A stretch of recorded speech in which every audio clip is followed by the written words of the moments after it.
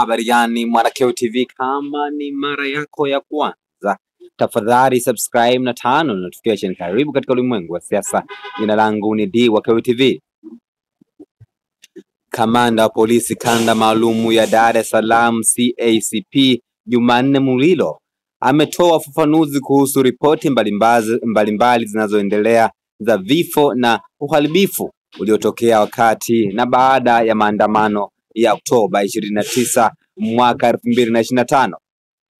Akizungumza katika mahojiano na Deutsche Welle yani DW tarehe 10 mwezi Novemba mwaka 2025, Kamanda Mulilo anasema taarifa kuhusu matukio hayo zimeshatolewa mara kadhaa na jeshi la polisi. Akijibu swali kuhusu watu wanaodaiwa kukamatwa kwa kushiriki maandamano, anasema polisi hawakukamata watu kwa sababu ya maandamano, bali kwa mujibu wa hati ya mashtaka, ambapo waliokamatwa wanakabiliwa na tuhuma za uhaini kutokana na matukio ya uharibifu yaliyojitokeza.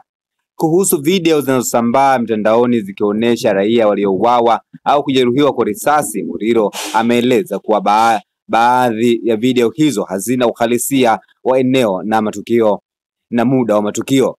Ameongeza kuwa mjadala mara nyingi hauzingatii video za mauaji pekee, huku ukipuuza zile zinazoonyesha uharibifu wa mali za umma.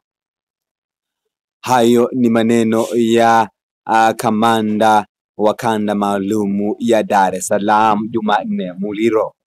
Una maoni gani kwa hichi ambacho amezungumza kamanda wa polisi kanda kuu ya Dar es Salaam Jumanne? Tafadhali shusha maoni yako katika sehemu ya comment section, hapo nitakuja kuyapitia.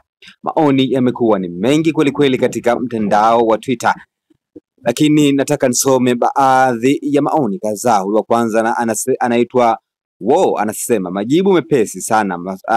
Waswahili husema hakuna marefu yasiyo na ncha, mbio za sakafuni huishia ukingoni. Lakini Bablo anasema watu wanazika watu kila mahali, ila hakuna tatizo, hakuna damu itaenda bure.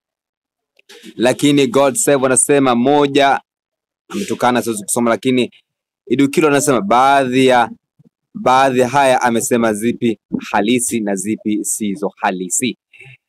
Mr. Igo anasema maana yake haya sheli zilizoonekana zimeungua na maduka ni kutengenezwa sawa. Lakini Alnadi anasema kwani nyie hamna akili mpaka muambiwe na mtu asiye na huruma? Kwani uwezo wa kuverify hamna? Lakini The Rock anasema katika polisi, The Rock anasema hata maandamano ilikuwa ni AI au kuwepo Tanzania ni shwali, zile ni picha za Nepal. Asante. Hayo ni baadhi ya maoni ambayo umetoa katika chapisho la mitandaoni ambapo alihojiwa na DW.